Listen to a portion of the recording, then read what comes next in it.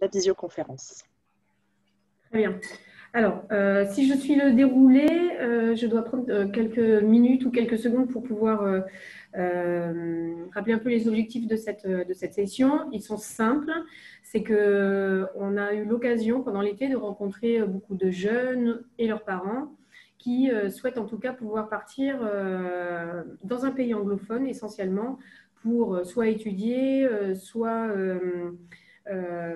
améliorer en tout cas leur niveau de langue en anglais, ça c'est vraiment important, ou s'insérer dans une famille, etc. Enfin, les profils sont un peu multiples et variés, mais il y a vraiment cette volonté sur un pays anglophone. Donc, il nous a semblé important, depuis les Landes, depuis Dax, depuis l'amicale laïque où nous sommes, c'est de prévoir un temps de rencontre avec des partenaires qui nous semblaient importants et intéressants, validés entre guillemets aussi par le CRIJ, qui est basé sur Bordeaux, là, qui est représenté par Lucia, qui est avec nous. Voilà, présenter des partenaires ici dans les Landes de manière à rassurer les jeunes, à rassurer les familles. Voilà, parce que ce sont des partenaires qui ont déjà une expérience assez valide, enfin assez conséquente. Et puis, voilà, en tout cas, validé entre guillemets par le CRIJ. Et pour nous, c'est important parce que comme les choses sont relativement récentes sur notre département, enfin cette appétence pour le voyage, on essaye de le stimuler. On voudrait que ça se passe bien et dans les meilleures conditions dès le départ. Voilà.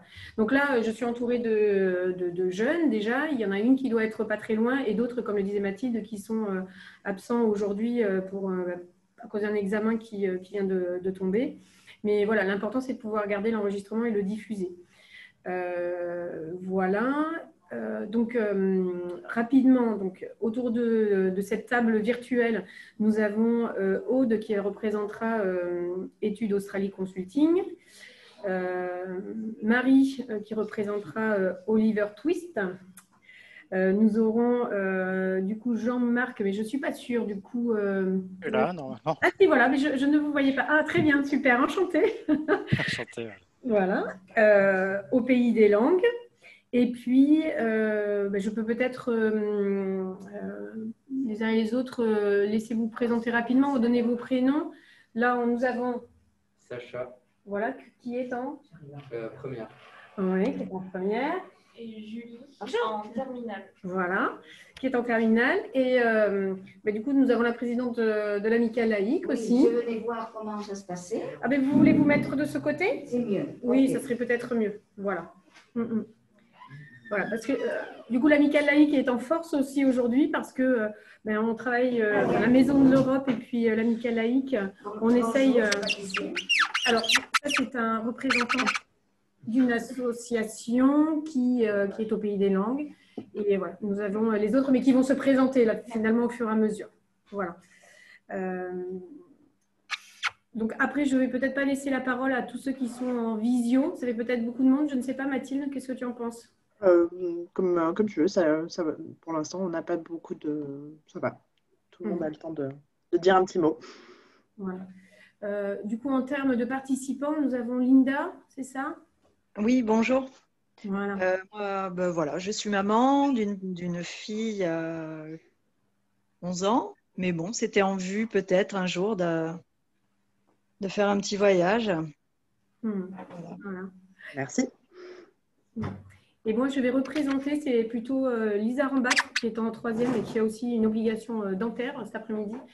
Et du coup, je représenterai également mon fils, Esteban Coudray, qui est plutôt en première aussi, et ma fille qui est à Sciences Po, donc il y a 20 ans, et qui se pose aussi réellement des questions par rapport à l'apprentissage de l'anglais et qui commence vraiment à lui faire défaut, même si voilà, au niveau universitaire, il y a des possibilités de partir en Erasmus, mais le fait de ne pas pratiquer une langue correctement au départ, ça met aussi des freins dans les motivations ou dans les choix de pays, en fait. Voilà. Pour la présentation, on va s'en rester là. Je vais suivre le déroulé. Donc, normalement, je laisse la parole à Aude d'Études Australie pour présenter un petit peu sa structure et puis voilà, nous donner les renseignements clés pour peut-être revenir après vers elle pour plus d'informations. Oui. Voilà, je ne vois pas, mais voilà. Prise de parole de Aude alors. Alors, donc, je pense que c'est à mon tour. Si j'ai bien compris, ça avait coupé juste un petit peu avant. Donc, bonjour à tous. Merci déjà de votre intérêt sur la mobilité. Merci également donc à la Maison de l'Europe des Landes pour cette invitation. Donc, je m'appelle Aude Pellamourg. Je travaille pour Études Australie. Et nous, on aide les jeunes à partir en Australie et en Nouvelle-Zélande sous différentes formes. Alors, ça peut être soit partir en visa touriste, soit en visa PVT, soit en visa étudiant. Tout cela regroupe en fait le fait de partir en voyage, en cours d'anglais, en université, en lycée. On fait également les collèges-lycées. Ça peut être faire du au pair ou ça peut être faire des stages. Voilà. Donc, en fait, on fait les études, que ce soit des cours d'anglais, des études universitaires ou les lycées. Et on fait également le demi-pair, donc le au pair avec des cours d'anglais et des stages. Donc, je peux dérouler un petit peu chaque thème. Je pense que ce qui va principalement vous intéresser, ça va être pour l'instant, en tout cas d'après ce que je comprends, les cours d'anglais, mais je vais développer un petit peu le tout en 10 minutes, je vais essayer. Alors, vous avez ce qu'on appelle le visa PVT, le visa vacances-travail, Working Holiday Visa, tout ça c'est le même visa. C'est pour les jeunes entre 18 et 30 ans ou 18 et 35 ans selon le pays. Et ça permet de partir une année complète en Australie ou une année complète en Nouvelle-Zélande. Pendant cette année, vous avez différentes options. Vous pouvez prendre des cours d'anglais, vous pouvez travailler, vous pouvez visiter le pays. Donc, c'est en fait un visa extrêmement flexible. Il était pris, parce qu'avec tout ce qui se passe en ce moment, c'est plus... Pour l'instant, c'est un petit peu bloqué, mais il était pris par 25 000 Français qui sont partis en 2019, qui sont partis en Australie. Donc, c'est un visa extrêmement flexible. Vous pouvez donc prendre des cours d'anglais, travailler, faire des stages, faire du au pair et visiter le pays pendant une année complète. Donc, c'est un visa flexible, c'est un visa qui ne coûte pas trop cher non plus. Il faut pour l'obtenir, en fait, c'est une demande en ligne il faut donc un billet d'avion, le visa et puis une assurance santé. Et puis ensuite, sur place, ce dont vous avez besoin. Donc, ça peut être des cours d'anglais, ça peut être aussi des jobs sur place que vous allez trouver, etc. Donc, ça, c'est le premier visa, le visa vacances-travail, PVT, Working Holiday Visa. Vous avez un autre visa qui s'appelle le visa étudiant. Donc, le visa étudiant, il est plus pour, comme son nom l'indique, étudier. On peut étudier l'anglais, on peut étudier dans un lycée ou dans un collège. On peut étudier en université, par exemple, après votre bac. Si vous voulez faire une licence en Australie ou en Nouvelle-Zélande, c'est tout à fait possible. On peut faire un bachelor, donc l'équivalent d'une licence, en 3 ans en Australie ou en Nouvelle-Zélande. J'ai entendu une maman qui avait son fils de 11 ans. Vous avez la possibilité qu'il parte, par exemple, quelques mois ou une année complète dans un lycée. Et ce sera donc aussi le visa étudiant qui sera utilisé. Alors, ensuite, il est également donc possible de faire des programmes comme des stages ou du au pair. Donc, le au pair, c'est vraiment un échange de culture et de vie. Vous êtes dans une famille avec des enfants, vous vous occupez des enfants. En échange, vous avez le logement et les repas.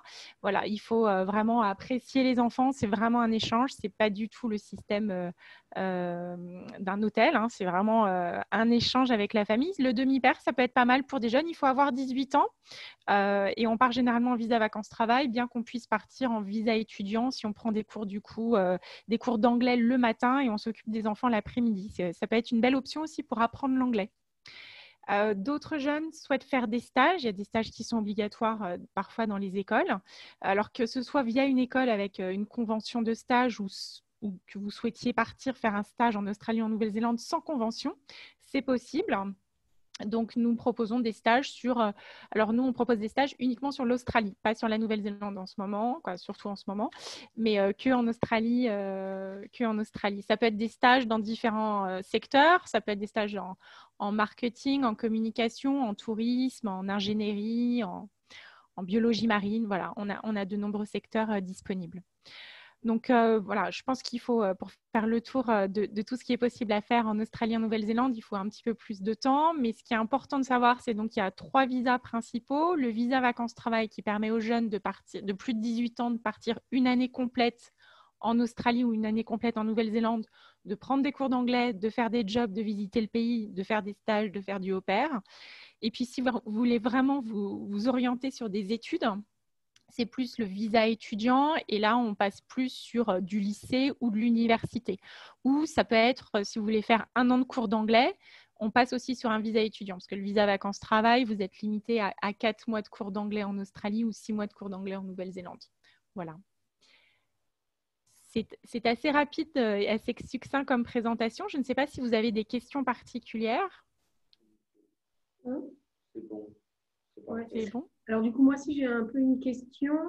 C'est par rapport du coup, aux mobilités étudiantes, enfin apprenantes, lorsqu'ils partent sur une année dans un collège, dans un lycée ou dans une université. Là, au niveau des équivalences, c'est également la même chose, surtout au niveau collège et bac.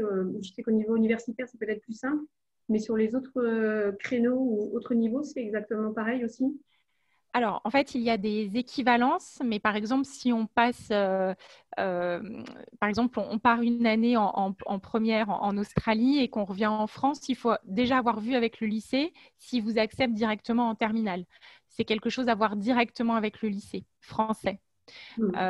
Ensuite, en termes d'équivalence officielle, la licence française, c'est l'équivalent du bachelor australien, et le master français, le master australien.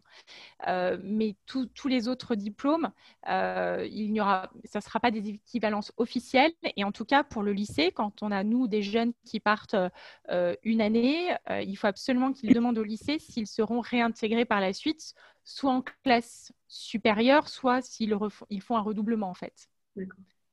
Donc, ça nécessite une certaine anticipation et puis surtout une négociation aussi avec l'établissement scolaire d'accueil de base, quoi. Voilà. Alors, moi, ça s'est coupé, donc je ne sais pas si vous m'entendez, mais effectivement, ça demande une certaine anticipation pour tout d'ailleurs, hein, que ce soit pour le visa vacances-travail, le visa étudiant, ça demande une anticipation. Il faut demander effectivement l'accord au lycée français. On peut également partir, puisque comme les saisons sont inversées en Australie, Nouvelle-Zélande, on peut également partir sur juillet-août dans un lycée australien. Ou néo-zélandais. C'est quelque chose qui se fait beaucoup pour éviter de perdre du temps pour des jeunes qui veulent partir seulement un trimestre. Ils peuvent partir en juillet-août en Australie dans un lycée, par exemple. Comme ça évite de demander également au lycée la permission de partir. Et ça évite de rater les cours en France. Maintenant, généralement, les écoles françaises, les lycées français sont assez positifs quand on demande de partir sur un trimestre. Par exemple, sur le dernier trimestre en seconde, donc comme on n'a pas d'examen, de partir à partir du mois de mai, puisqu'il y a un trimestre qui commence en mai en Australie. Généralement, les lycées français sont assez favorables puisqu'il y a pas mal de fériés en mai, et puis après les cours s'arrêtent assez tôt. Et puis surtout, c'est une expérience formidable pour les jeunes qui reviennent à la fois avec un très très bon niveau d'anglais, même si au départ il était pas formidable, et puis surtout une superbe expérience, des copains du monde entier, et puis aussi beaucoup de maturité.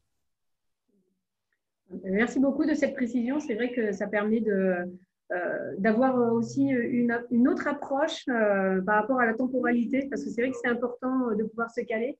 Alors, on vient d'accueillir Camille. Alors, tu prends une chaise. Je vais essayer de me pousser. Voilà. En tout cas, merci beaucoup, Aude. Comme il est prévu, Ah, une autre question alors. Où sont logés les jeunes qui partent au niveau logistique? Alors, je n'ai pas entendu la question. La question était de savoir… Quand ils partent pour visa étudiant, par exemple, oui. Est-ce qu'ils se débrouillent pour trouver les logements, pour se déplacer, avoir un objet pour se déplacer, une voiture? Alors, en fait, Nous, on s'occupe de tout. C'est-à-dire que si c'est des mineurs pour un lycée, on s'occupe du logement. C'est un logement en famille d'accueil. C'est d'ailleurs une obligation pour un mineur d'avoir déjà le logement avant de partir. Donc, soit vous avez de la famille en Australie et il faut prouver que c'est de la famille, des gens sérieux, etc. Ils sont visités d'ailleurs par des personnes du gouvernement, de l'État, pour vérifier que c'est sérieux. Sinon, nous, on a des familles d'accueil qui sont agréées par le gouvernement australien et néo-zélandais pour recevoir des mineurs. Ensuite, pour les majeurs, pour les universités par exemple, on a le choix. Soit les jeunes veulent se débrouiller par eux-mêmes, soit ils veulent qu'on s'en occupe, auquel cas on peut proposer des logements en résidence étudiante. Dans la majorité des cas, les universités proposent des résidences étudiantes. Si c'est une université qui est en plein centre-ville, dans ce cas, il n'y a pas forcément de logement étudiant, mais par contre, on peut les aider pour prendre un logement temporaire. Ça peut être en auberge de jeunesse, ça peut être une colocation, etc.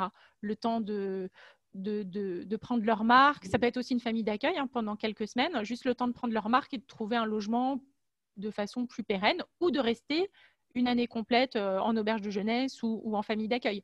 Mais généralement, nous, on conseille déjà sur les 4 premières semaines, le premier mois, de réserver un logement, de façon à ce que déjà, il n'ait pas à s'occuper de ça le premier mois sur place. Et puis, ils prennent leur marque. Et puis ensuite, sur place, généralement, ils se sont des amis, ils font une colocation. Ou si la famille, ils l'adorent, du coup, ils vont rester en famille. Ou ça peut être aussi une résidence étudiante. D'accord, ils sont pris en charge. Merci. Ils sont pris en charge. Et pour les transports, alors bon, le transport en avion, nous, généralement, on les aide pour réserver un billet d'avion. Il y a également un accueil aéroport qui peut être fait sur place pour les amener dans la famille d'accueil ou pour les amener dans une résidence étudiante. Bien sûr, les transports locaux, c'est eux qui doivent se débrouiller sur place, mais on leur indique entre la famille d'accueil et leur école, par exemple, comment faire. Donc, ils ne sont pas non plus totalement seuls, en sachant que sur place, notamment pour les mineurs, ils sont en famille d'accueil et les familles, au départ, le premier jour, les accompagnent, par exemple. Très bien. Merci beaucoup. Et puis, pour la suite des questions, ça se fera certainement en off à d'autres. Alors non, il faut tenir un timing, mais bon, vas-y. Est-ce que si on part sur l'année de terminale, il y a une équivalence au bac, est-ce qu'il y a moyen de passer son bac là-bas? Alors, vous avez… généralement, soit vous passez votre bac en France et vous faites vos études supérieures en Australie. Sinon, vous avez ce qu'on appelle l'IB, donc c'est le baccalauréat international qui peut se passer en Australie, de façon à ce que vous puissiez justifier d'un diplôme reconnu dans le monde entier, puisque sinon, en Australie, vous avez ce qu'on appelle le Year 12, donc l'année 12, qui est le baccalauréat. Mais si jamais vous ne vouliez pas faire votre bac en France, je vous conseillerais en Australie de faire l'IB, donc le baccalauréat international, pour être sûr qu'il soit reconnu partout. Si vous voulez rentrer en France, partir dans un autre pays ou continuer en Australie, il sera valable. C'est important vu ce qu'ici en France, on fait du diplôme et de son importance.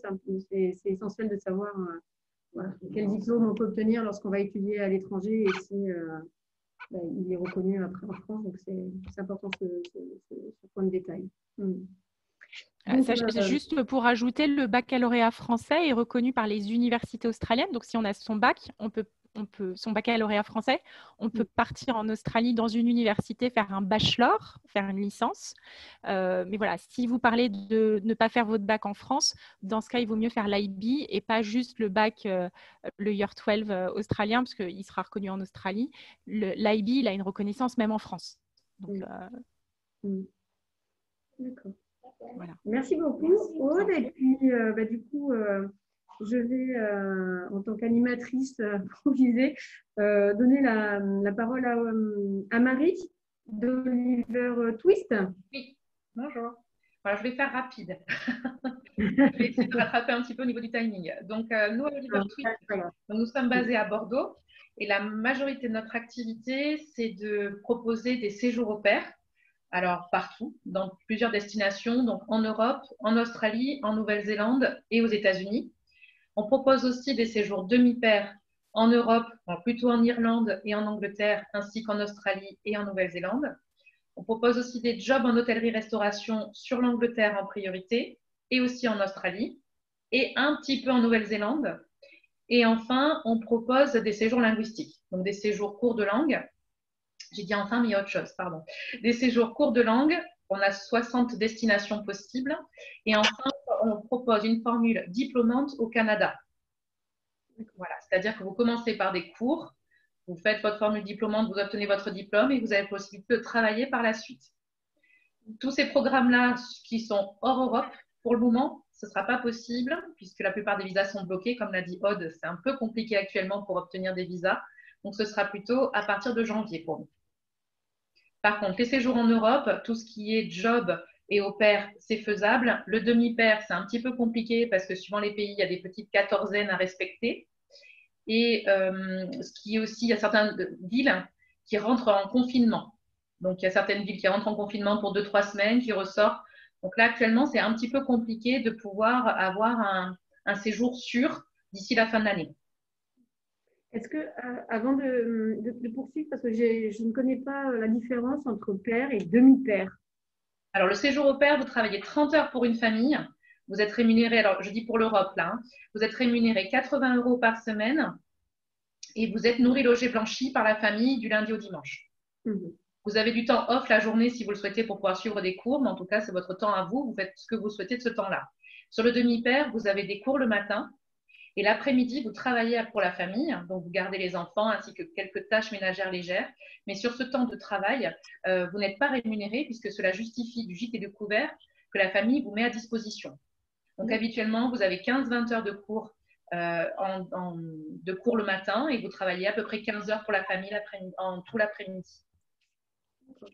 Donc là, c'est surtout sur des séjours courts. Parce que c'est vrai que sur un séjour au pair classique, les familles ont vraiment besoin de vous jusqu'à la fin de l'année scolaire. C'est vraiment important d'être le fil rouge des enfants, donc de pouvoir rester jusqu'à la fin. Sur un séjour demi-pair, vous pouvez vraiment moduler la durée. Et ça vous permet de progresser encore plus rapidement parce que vous avez des cours le matin. Et donc, déjà, vous avez toute cette partie-là pour apprendre de l'anglais et être en contact avec des anglophones. Et ensuite, vous êtes avec la famille. Donc, les deux combinés vous permettent de progresser un peu plus rapidement et sur un délai plus court. Après, au niveau des jobs que l'on propose, donc ce sont en priorité des jobs en hôtellerie-restauration. La majorité de nos jobs sont sur Londres. On vous fournit l'hébergement et en fait, le but, c'est de vous autofinancer. C'est-à-dire que vous commencez par arriver sur place, on vous met en place un hébergement. Et par cet hébergement, ensuite, vous allez rencontrer nos partenaires qui ensuite vous mettent à disposition un emploi. Vous commencez à travailler, vous vous autofinancez. Avec le salaire que vous recevez, vous payez votre hébergement et votre nourriture. Vous restez autant de temps que vous voulez dans le programme. La base minimum, c'est 10 semaines, donc 2 mois et demi. Et après, vous prolongez comme vous voulez. Il faut savoir aussi que dans tous nos programmes, vous avez un correspondant local. Vous êtes toujours accompagné. Et vous partez aussi avec notre numéro de téléphone, habituellement mon portable, de telle façon d'avoir toujours quelqu'un qui vous répond tout le temps, même les soirs et les week-ends, à des heures raisonnables. D'accord. Et là, à l'heure d'aujourd'hui, les relations avec l'Angleterre, que ce soit sur le job justement ou sur les au-pairs, est-ce que c'est toujours aussi simple qu'avant? Ou à l'heure d'aujourd'hui, vous conseilleriez peut-être à des jeunes, alors peut-être pas pour cette année, mais peut-être pour cet été, d'orienter leur démarche sur d'autres pays que l'Angleterre, ou finalement c'est tout à fait possible malgré tout ce que l'on peut entendre concernant le Brexit? Alors, le Brexit fait peur, ça c'est clair. Tout le monde imagine que ça y est, l'Angleterre va empêcher tout le monde de venir, mais ils ont besoin quand même de main-d'œuvre. Donc, avec le Brexit qui devrait passer en janvier, pour le moment, la seule chose qui est imposée, c'est d'avoir un passeport pour partir. Et ensuite, il y a une déclaration à faire 48 heures avant de partir, mais ça c'est pour le confinement. Et il y aura une déclaration à faire à votre arrivée, indiquant que vous êtes français sur le sol anglais. Voilà, qui sera à faire sur le site de l'ambassade. Mais ça, c'est une nouvelle démarche. Pour le moment, on reçoit les prémices des informations. Je n'ai pas encore tous les éléments en main. Mais en tout cas, voilà, ça sera sûrement quelque chose qui sera mis en place à partir de janvier. Mais pour le moment, il n'y a pas de visa annoncé. En tout cas, je ne suis pas au courant. Mais seul le passeport suffit. Et donc là, vous avez aussi votre public mineur, à l'heure d'aujourd'hui, lorsqu'il vous contacte, c'est pour essentiellement les cours de langue? Oui. Nous, vraiment, c'est du public à partir de 18 ans pour tout ce qui est travail. Et en dessous de 18 ans, on pourra uniquement proposer du séjour linguistique, donc en cours, soit des leçons. Donc, on a du cours standard 20 heures par semaine, du cours intensif 30 heures par semaine. Et on a aussi ce qu'on appelle du one-to-one ou du cours chez le professeur, c'est-à-dire du cours individuel. Le cours chez le professeur, c'est que vous habitez chez le professeur qui vous donne 10 heures de cours par semaine et qui vous propose aussi 3 activités par semaine. Ça vous permet d'être vraiment en immersion aussi au sein de la famille, enfin au sein de la famille anglophone. Et ça aussi, on le propose dans plusieurs destinations. Mais c'est vrai que jusqu'à présent, pour le moment, on est un petit peu cantonné à l'Europe avec la situation actuelle. On espère que ça va se débloquer, mais pour le moment, c'est cantonné sur l'Europe. D'accord. Est-ce que vous avez des questions? Non. Et du coup, aussi, dernière petite question, c'est vous préparez les jeunes à partir? Bien sûr, oui. On les accompagne, on fait leur dossier avec eux, enfin, on les aide vraiment de A à Z. On répond aux parents, on les aide pour l'assurance, le voyage, pour tout ce qui est nécessaire au départ, les demandes de visa aussi. S'il y a des demandes de visa, on accompagne pour les demandes de visa. Oui, on accompagne de A à Z. Très bien. Pour l'assurance santé aussi. Pour une couverture santé, je suppose. Oui. Les assurances, on accompagne aussi pour ça. Pour tout ce qui est santé, aspect médical, hospitalier, le rapatriement et la responsabilité civile. Est-ce que vous avez des questions qui semblent correctes pour le moment? A priori, ça a été très clair. Donc, et on commence à être dans l'ambiance aussi, donc c'est aidant. Voilà. Le confinement, le problème de la Covid ne pose pas de problème. Je n'ai pas entendu, excusez-moi. Ah ouais. J'ose pas Est-ce que la Covid actuelle ne pose pas de problème? Si, bien sûr. Voilà, ça doit on a essuyé beaucoup de retours. Le démarrage de la crise sanitaire a été compliqué et intense à gérer. Maintenant, on maîtrise un peu plus, mais il y a des choses qu'on ne maîtrise pas. Par exemple, les annulations de vols, parce que une compagnie décide du jour au lendemain d'annuler un ou deux vols, on ne peut rien y faire. Des visas annulés parce que Trump décide de ne plus donner de visa aux États-Unis, faut faire avec, il faut rebondir ailleurs. Bien sûr que c'est ce côté-là que pour le moment, on ne maîtrise pas. Donc, on essaie d'être le plus clair avec les jeunes. On espère qu'en janvier, ça va un petit peu se débloquer, que les vols vont être un peu plus réguliers, qu'on va avoir de possibilités de partir. Si actuellement, la crise sanitaire que nous traversons a un impact sur notre activité, ça c'est clair. Mais c'est indépendant de notre volonté, en tout cas. Non, parce qu'un prof de collège, de lycée plutôt, me parlait d'Erasmus et tous les voyages prévus dans ce contexte-là avaient été annulés. Ils ne pouvaient pas du tout partir. C'est impossible. Puis les gens deviennent frileux aussi, ce qui est normal, c'est-à-dire que les parents ont un peu plus de mal à envoyer leurs jeunes à l'étranger avec les situations et de se dire comment je le fais revenir si on revit une crise comme on a eu en avril. Donc, pour l'anticiper sur l'année 2021. Voilà, mais on va y arriver, on va y aller. J'espère.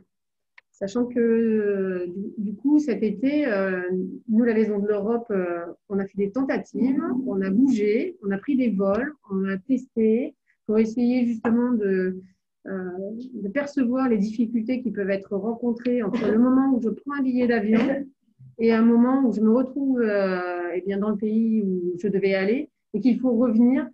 En passant par Londres aussi, on a découvert le plaisir de passer par les aéroports londoniens. Ce qui n'était quand même pas simple.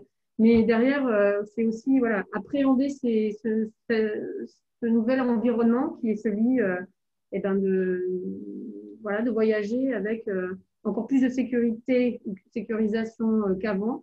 Mais c'est possible. Moi, je trouve que nos tentatives de mobilité cet été ont fait qu'on est quand même rassurés, même s'il peut y avoir plus de documents à remplir concernant la Covid, éventuellement des tests aléatoires en montant ou en descendant de l'avion, et puis peut-être éventuellement un peu de confinement si nécessaire, mais sur des grandes périodes, être confiné 7 ou 14 jours, c'est pas très grave si on part 3 mois ou 6 mois ou 12 mois, mais c'est des choses qu'il faut pouvoir apprendre à vivre avec, quoi. Mais c'est possible. Maintenant, il faut apprendre à vivre avec. Voilà, c'est ça. Bon, évidemment, quand les frontières sont fermées, c'est plus délicat. Mais à partir du moment où c'est ouvert, il faut s'adapter et c'est possible. Et c'est essentiel même de pouvoir garder un peu ces relations humaines avec nos partenaires ou voisins européens ou mondiaux. Parce que sinon, c'est triste, quoi. La vie est triste sans ça. Voilà. Bon, excusez-moi, c'était ma petite aparté. Mais pour mettre une touche d'espoir plus sur, sur les facilités de se déplacer ou non. Voilà. Eh bien, écoutez, je veux bien laisser la parole à Jean-Marc, peut-être, pour poursuivre au Pays des Langues. D'accord. Bon, ben, merci Séverine pour cette note un peu positive.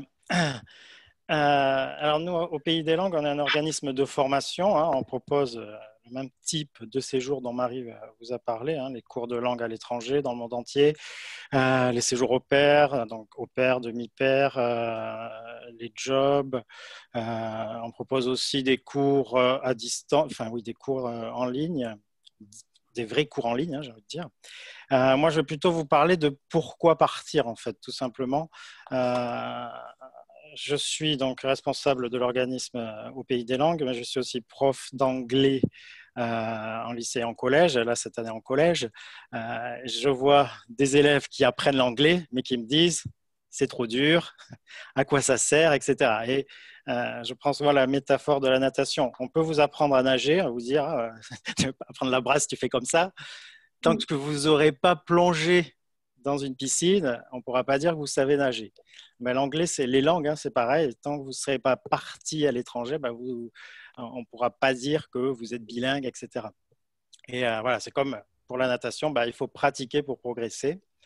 Moi, de mon expérience, autant quand j'étais à l'université, les amis qui survolaient un petit peu tout le monde, c'est celles qui étaient parties un an au pair aux États-Unis ou au pair ailleurs.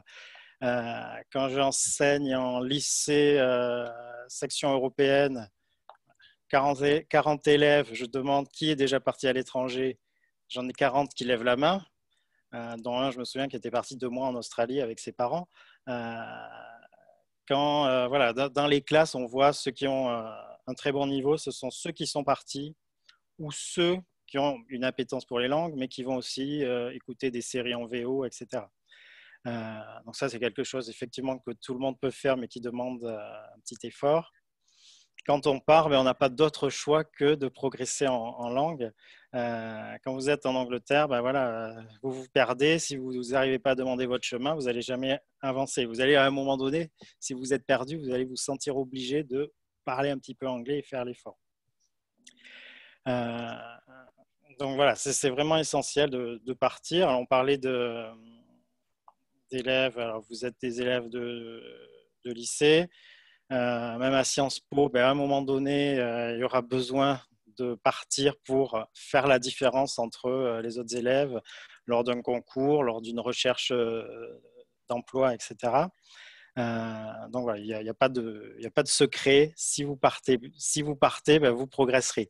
Moi, j'ai vu des jeunes qui avaient des niveaux, je ne sais pas si vous êtes familiarisé avec l'échelle européenne des niveaux, qui partaient avec des niveaux vraiment très faibles, A1, A2 limite, qui nous disaient j'étais nul en anglais. Souvent, ils vous disent qu'ils ont toujours eu des profs nuls, ce qui est possible, mais ce n'est pas forcément la seule explication. Et ces jeunes, c'est souvent ceux qui partent d'un très faible niveau en anglais, qui ont le courage de partir. C'est eux qui vont le plus progresser, le plus rapidement aussi noter des progrès en anglais quand ils partent. Et c'est eux qui nous disent, qui nous remercient généralement, qui nous disent en un mois, en 2 mois de séjour à l'étranger, j'ai appris plus qu'en 10 ans de cours au collège, au lycée et autres. Donc voilà, partir, il y a plusieurs moyens, on les a évoqués. Les cours de langue. Alors les cours de langue, si vous pouvez partir 6 mois en cours de langue, c'est l'idéal. 20 heures de cours, là vous allez progresser énormément, mais ça représente un budget. C'est pour ça que souvent, on se dit, si on aime les enfants, pourquoi pas partir au pair. Séjour au pair, vous avez beaucoup d'échanges avec la famille, puisque vous avez une vraie interaction avec les enfants, vous racontez aux parents ce que vous avez fait avec les enfants, etc. Donc, il y a de vrais échanges. Et au pair, ça coûte pas cher, donc on peut partir, qu'on parte 3 mois ou 1 an, ça revient au même prix. Donc voilà, moi je suis assez un fervent défenseur du séjour au pair. Quand vous partez par un organisme, vous avez le soutien de l'organisme, on vous prépare autant aux entretiens avec les familles qu'au séjour, au départ. Et du coup, il n'y a pas de raison, quand vous partez avec un organisme, que ça se passe mal. S'il y a une mésentente avec la famille, on est là pour soit régler le problème, soit vous changer de famille. Mais voilà, c'est assez sécurisant de partir au pair parce que voilà, vous bénéficiez du confort d'une famille. Donc après, oui, il y a les déclinaisons demi-pair. Alors demi-pair, moi je dirais que c'est davantage un séjour cours de langue avec un hébergement gratuit. Vous avez 10, 15, 20 heures de cours par semaine. Votre priorité en général à vous, c'est les cours. Et en contrepartie, vous êtes hébergé gratuitement par une famille qui vous demande quelques tâches. Ce qui fait souvent, on va dire, divisé par deux le coût d'un séjour au cours. Voilà. Quand vous partez en cours de langue, vous payez 6 mois de cours, 6 mois d'hébergement. Donc, ça fait souvent un certain budget. Quand vous partez en demi-pair, vous payez que les cours. Le séjour au pair, pour rester un petit peu dessus, c'est vrai que vous avez des échanges avec la famille, mais aussi vous avez du temps libre, donc vous pouvez suivre des cours, mais vous pouvez aussi vous inscrire dans des associations. J'ai une jeune fille qui travaillait dans l'équivalent des Restos du Cœur, qui me disait je travaille qu'avec des personnes âgées. Du coup, ils ont du temps. Enfin, c'était des retraités plus que des personnes âgées, mais ils avaient du temps. Du coup, ils discutaient beaucoup avec elle et voilà, elle a énormément progressé. Après, on peut aussi effectivement partir en job en hôtellerie, restauration ou autre. C'est une expérience enrichissante, valorisante sur le CV. Après, les retours qu'on a souvent, c'est j'ai bien progressé, mais voilà, au bout de 3-4 mois, j'avais l'impression d'avoir un petit peu fait le tour de la question, de toujours utiliser le même vocabulaire. Donc, ça s'adresse à des jeunes qui sont indépendants, qui n'ont pas envie de vivre dans une famille. Mais il ne faut pas perdre de vue que derrière, on a un vrai travail, une vraie attente des employeurs. Donc, sur les destinations, toute l'Europe, il n'y a pas de souci actuellement. États-Unis, il faut attendre un petit peu. Ça peut changer en novembre, ça peut changer en janvier. Donc ça, notre rôle, c'est de vous tenir au courant. Australie, Nouvelle-Zélande. Alors moi, j'avais une réunion... quel jour? Je ne sais plus, c'est la semaine dernière, je crois. Mercredi, je crois. Non, c'était la semaine dernière. Alors, en Australie, ils ont espoir qu'il y ait des possibilités de repartir avant la fin de l'année. Mais voilà, à voir. On croise les doigts, mais voilà. Au pire, il faut plutôt s'attendre à partir en janvier. Voilà. Après, les cours en ligne qu'on propose, c'est pareil, c'est une alternative alors qui a beaucoup servi pendant le confinement pour des élèves qui étaient un petit peu, qui n'avaient plus de cours d'anglais, qui se sont dit c'est pas mal. Ça s'adresse davantage, j'ai envie de dire, aux adultes qui ont un timing très serré, mais nous, ce qu'on propose, c'est vraiment des cours où vous avez un vrai prof particulier, attitré, et c'est de la visio, mais on a des supports super adaptés à la visio. C'est pas uniquement un Zoom, un tableau derrière, et puis j'écris. Enfin voilà, c'est vraiment très bien fait. Donc ça peut être aussi une très bonne solution. On parlait d'Erasmus tout à l'heure. Alors on a reçu, il y a effectivement plein de jeunes qui ne sont pas partis, qui n'ont pas utilisé leur bourse Erasmus. S'il y a des personnes intéressées, c'est encore faisable de partir Erasmus, parce qu'on on peut vous aider, on peut faire le tremplin pour les bourses Erasmus. Que dire d'autre? Il y avait des questions sur le Brexit. On va attendre. C'est pareil, on vous tiendra au courant au fur et à mesure. Les questions plutôt de l'équivalent, on va dire, français de la carte de séjour, partir avec un passeport. Après, il y a aussi beaucoup de choses qui ont déjà été retardées par rapport à la crise du Covid. Donc voilà, il faut attendre, mais il n'y a pas de raison que il ne soit plus du tout possible de partir à partir du 1er janvier en Angleterre. La crise du Covid, alors certes, effectivement, ça a un impact. Je crois que ce serait un petit peu suicidaire de dire qu'il n'y a aucun impact. Mais j'ai aussi, moi, pas mal de jeunes qui sont partis, alors qui sont restés pendant la période de confinement, qui sont restés sur place, qui nous ont dit, plutôt que de rester en France et rien faire, moi au moins j'ai servi à ma famille. Alors souvent c'est des jeunes qui étaient sensibilisés au problème, qui étaient dans des familles de soignants, mais voilà, qui étaient très fiers au mois de mai de nous dire, je suis resté, au final, ça s'est bien passé. Je suis content aussi de respirer parce que les enfants, 24 heures sur 24, c'est pas rien, mais on a eu de bons retours.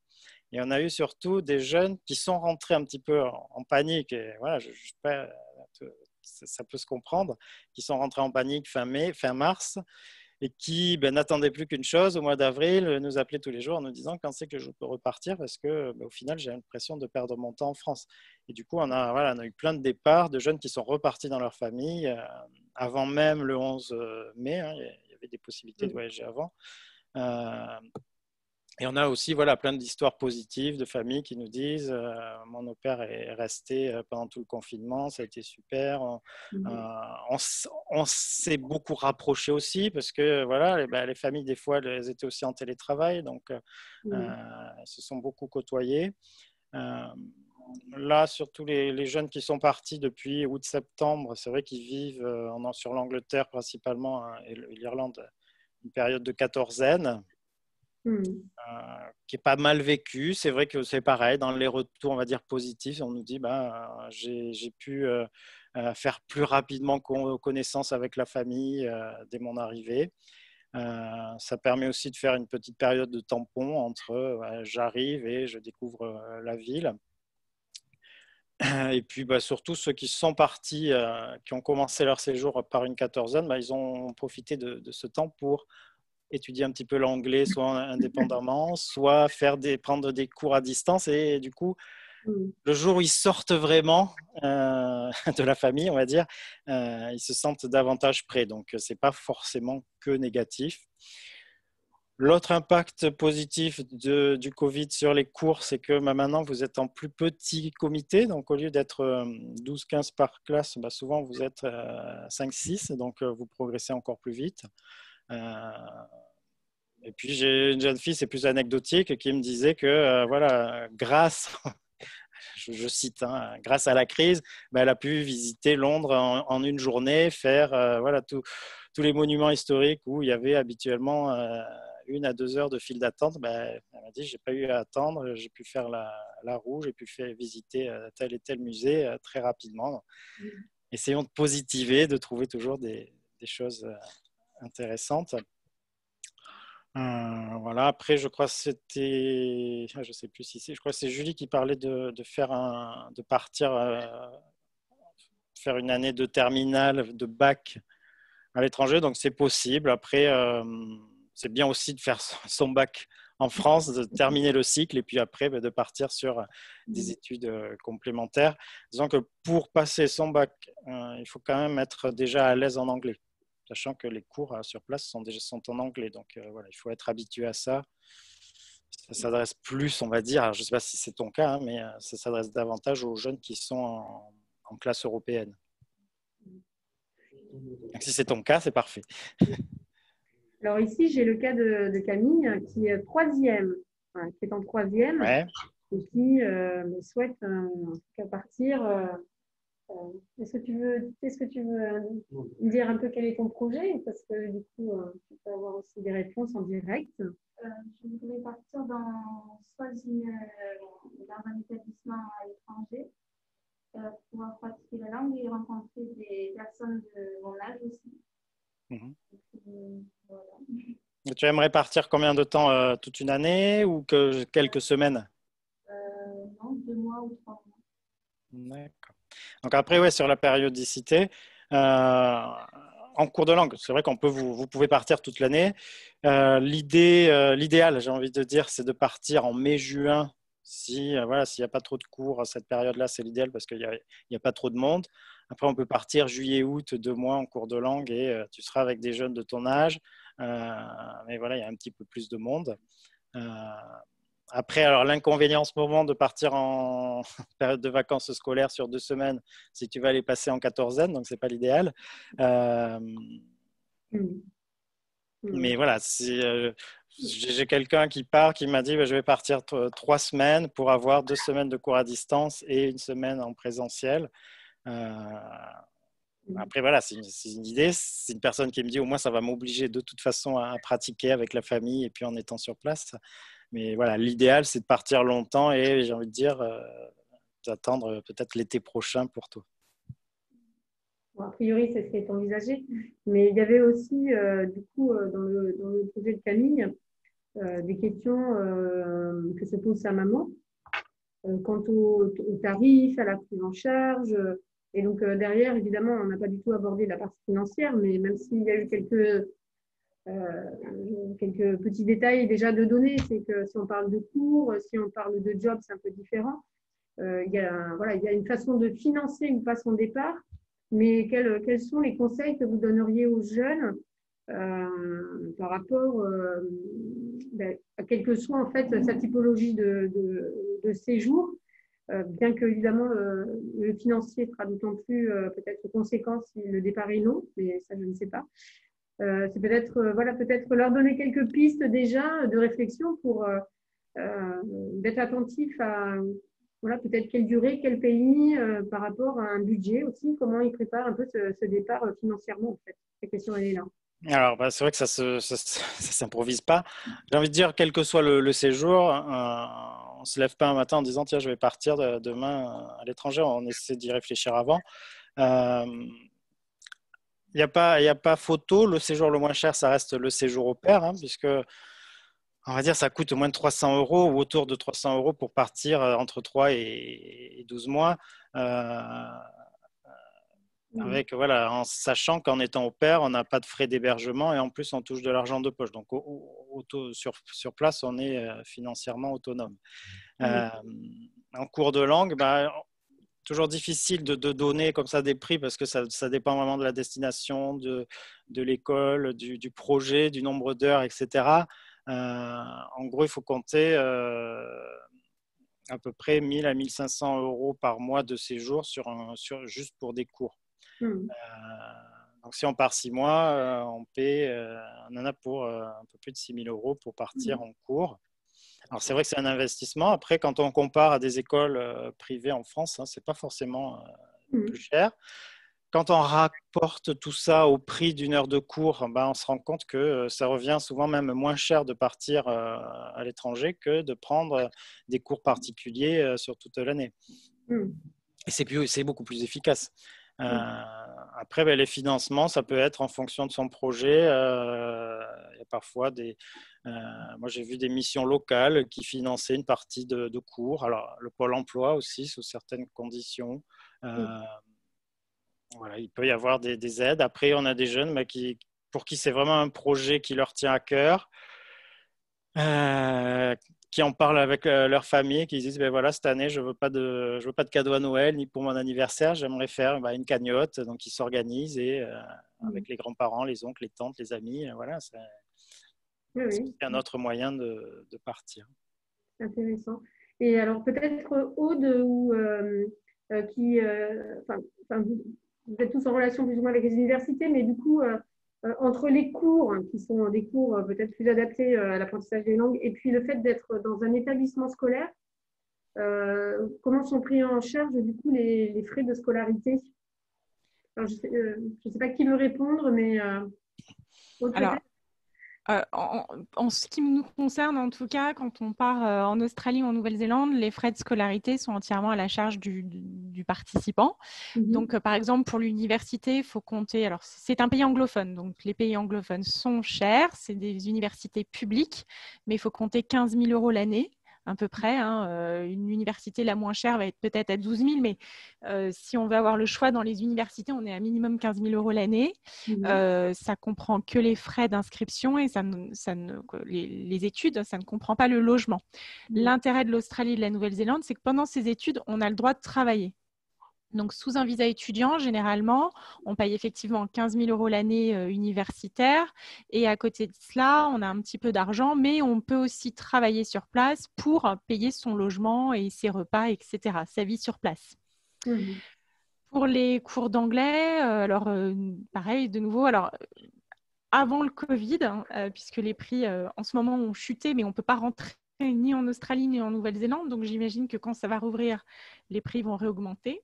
Mais avant tout cela, on était à environ 1 000 € le mois, pour 1 000 € par mois, donc pour des cours d'anglais. Et il fallait compter aussi à peu près 800 € pour un logement par mois. Donc voilà, on est quasiment à 1 000 € et 1 000 € pour le logement et les études. Ensuite, le lycée est un petit peu moins cher, mais il faut prendre en compte le logement qui est donc obligatoirement en famille d'accueil. Voilà. Donc, c'est vrai que de toute façon, pour partir sur mes destinations, en tout cas Australie, Nouvelle-Zélande, il y a un coût important, à la fois des études, du logement, du visa, etc. Donc, on part rarement en Australie juste pour 2 semaines de cours d'anglais. Généralement, c'est vraiment, on part pour du long terme, donc minimum, je dirais, 4-5 mois. Et c'est aussi pour profiter du pays, hein. Évidemment, nos étudiants, quand ils viennent en Australie, en Nouvelle-Zélande, ils visitent le pays, ils en profitent, ils rencontrent des gens du monde entier, etc. Ils travaillent sur place. Et puis parfois aussi, sur le chemin du retour, ils s'arrêtent en Asie pour voyager, etc. Donc, je pense que mes destinations sont assez lointaines. Il faut vraiment partir sur du long terme. Voilà. Très bien. Est-ce que, Marie, tu veux rajouter quelque chose? Peut-être...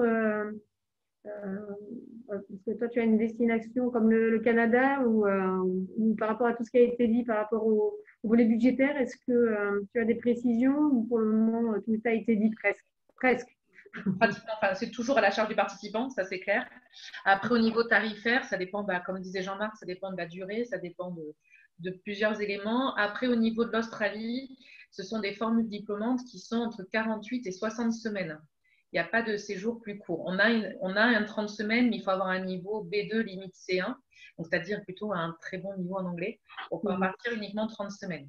Donc après, il faut savoir, pour les séjours diplômants que nous avons, il y a quand même une bourse d'études qui est mise en place, ce qui fait que le tarif peut diminuer jusqu'à la moitié d'une année universitaire au Canada, pardon. D'accord, oui. Mais dans tous les cas, il faut quand même partir, comme disait Aude, sur des budgets quand même assez importants pour une durée aussi longue. On est sur, entre 10 000 et 15 000 euros l'année. Donc, ça s'anticipe. Et du coup, il faut quand même vraiment l'avoir aussi parmi les éléments à poser pour prendre une décision sur, du coup, partir, soit faire des études, peut-être dans tel ou tel pays, ou partir jeune fille au père ou garçon au père, ou suivre des cours. C'est vrai que c'est un ensemble d'éléments qui façonnent une prise de décision, surtout quand on a quand même envie de partir pour améliorer ses compétences en anglais ou découvrir la culture anglophone. Écoutez, il nous reste encore 5-6 minutes, donc je vais passer la parole à Lucia qui représente le CRIJ Nouvelle-Aquitaine. Peut-être comme une clôture de cet échange de cet après-midi, sur quelques petits conseils pour comment se préparer à partir. Oui, tout à fait. J'aurais bien aimé partager l'écran, mais je ne peux pas parce que, en fait, je fais un peu le retour sur ce que Jean-Marc a dit, sur le fait qu'il y a quand même des super bonnes raisons pour partir à l'étranger, mais que bien sûr, aujourd'hui, il faut faire attention à où on va y aller et surtout par rapport à quel pays on peut visiter et dans lesquels on peut rentrer. Donc, on a déjà des sites de référence si votre départ c'est imminent qui va nous permettre de voir où on peut partir. Et le premier, c'est Reopen.eu. Qui nous permet de voir dans quelles conditions on peut aller dans tous les pays de l'Union européenne. Donc, on a parlé de pays comme l'Angleterre, Nouvelle-Zélande, Australie. Il faut compter aussi que les pays anglophones, on peut les retrouver un peu partout dans l'Union européenne. Donc, ce site-là vous permet quand même de faire un point de quand vous pouvez rentrer dans un pays, quelles sont les différentes modalités à suivre au niveau sanitaire, s'il y a une quatorzaine à faire ou pas. Et autre site de référence, ça va être aussi le site de France Diplomatie, où vous avez quelles sont les différentes phases à prévoir avant le départ et une fois que vous arrivez sur place. C'est très important aussi de faire, je trouve, comme une sorte de checklist sur qu'est-ce qu'il faut prévoir avant le voyage. Donc, quand vous êtes accompagné par des structures comme on a vu aux Études d'Australie, au Pays des Langues et Olivier Twist, il y a tout un accompagnement qui est fait Mais il faut être sûr déjà d'avoir un passeport et que ça soit donc valable au moment où vous partiez. Et si vous n'avez pas un passeport, il faut prendre un rendez-vous pour le faire sur le site du service public. Après, même les documents de santé vont être nécessaires. Si vous partez dans le cadre des pays européens, il faut compter d'avoir la carte européenne d'assurance maladie que vous pouvez directement avoir de votre compte Amélie. Ou sinon, quand vous partez plus loin, il y aura des assurances complémentaires à souscrire. Mais même chose, les structures qui vont vous accompagner, comme les structures qui nous ont présenté les programmes aujourd'hui, pourront même vous guider vers quelle sorte d'assurance complémentaire souscrire. Il faudra toujours avoir une carte Visa qui vous permet de payer et de retirer de l'argent à l'étranger. Et quand c'est nécessaire aussi, il faudra avoir des visas. Même chose, il y aura le fait que si vous êtes accompagné par des structures, même les démarches de visa seront accompagnées. Au cas où vous décidez de partir dans le cadre des études, par exemple, et que vous le faites tout seul, à vous de vous occuper de tout ce qui est visa. Mais dans tous les cas, il n'y a que des bonnes choses pour partir à l'étranger. Et le mieux, c'est d'être sur place, de pouvoir échanger avec des natifs aussi dans la langue du pays, parce que ça permet bien sûr de progresser et d'améliorer les compétences linguistiques. Après, on a fait un point aussi sur les projets Erasmus. C'est vrai que pour l'instant, il n'y a pas la possibilité de partir en Erasmus dans le cadre de vos études parce que les projets ont été interrompus. Mais certains établissements scolaires qui avaient signé des accords Erasmus permettent de mettre en place des échanges virtuels donc entre les établissements scolaires en France et les établissements scolaires à l'étranger. Donc, à voir si les écoles où vous êtes ont déjà cet accord Erasmus et s'ils prévoient de continuer les échanges à distance. Sinon, avant de partir, un autre bon plan pour pratiquer la langue, ça va être celle de trouver des personnes qui peuvent être dans la même ville que vous ou qui sont disponibles pour faire des visios à distance pour que vous puissiez parler en anglais, par exemple. Et c'est ça la logique du tandem linguistique. Et vous avez soit la possibilité de le faire à deux ou sinon de participer à des plus grands événements qui se font en ligne, qui vont être les cafés linguistiques. Et vous en avez partout en ce moment-là parce qu'en plus d'habitude, on les fait en présentiel, mais là, on est obligé de garder tous ces événements-là en distance. Très bien. Est-ce que vous avez des questions pour ceux qui sont présents ou en ligne? C'est vrai qu'on a évoqué beaucoup de choses en peu de temps, mais du coup, ça permet de nourrir la réflexion et surtout de l'accompagner, puisque là, on a plutôt un public en partance et en réflexion. Donc, c'est important qu'ils puissent aujourd'hui nous entendre. Et puis, nous, on va pouvoir continuer à diffuser cette information, enfin, vos informations ici sur notre territoire des Landes. Et puis, justement, vous parliez de café pédagogique, donc c'est intéressant. Bientôt, les vacances d'octobre sont en train de se profiler. Donc, c'est vrai que dans les Landes, la Maison de l'Europe avec l'Amicale laïque, on va justement essayer de développer ces petites actions, enfin ces actions qui sont petites, mais qui ont quand même leur importance, qui sont les cafés pédagogiques, ou en tout cas les espaces de conversation. On a la chance de pouvoir accueillir, et malgré tout, avec le Corps européen de solidarité, donc ça marche quand même encore, on va accueillir donc, des volontaires d'ici 15 jours, dont une italienne, une allemande et également une espagnole, mais qui ne parlent pas notre langue et qui vont utiliser l'anglais comme la langue de communication. Donc, on essaiera de les mettre, en tout cas, à disposition des jeunes ici au local pour que, justement, ils prennent l'habitude, c'est ça aussi, je pense, c'est de participer à ces fameux cafés linguistiques ou en tout cas ces échanges qui peuvent être un peu encore novateurs ici dans notre espace. Mais l'idée, c'est de pouvoir les encourager, soit ici au local ou en tout cas, l'avantage du numérique, c'est de le réaliser à distance avec tout plein d'autres jeunes qui sont éparpillés sur la planète, ou en tout cas dans les pays anglophones, dans ce cadre-là. Mais voilà, c'est important. Donc là, on a des premiers porte-paroles. Donc j'espère qu'au fur et à mesure, ça fera émulation. Les contacts de vos structures seront donc donnés suite, en tout cas, à la communication qu'on va poursuivre dans les jours qui viennent par rapport à ce qui vient d'être vécu.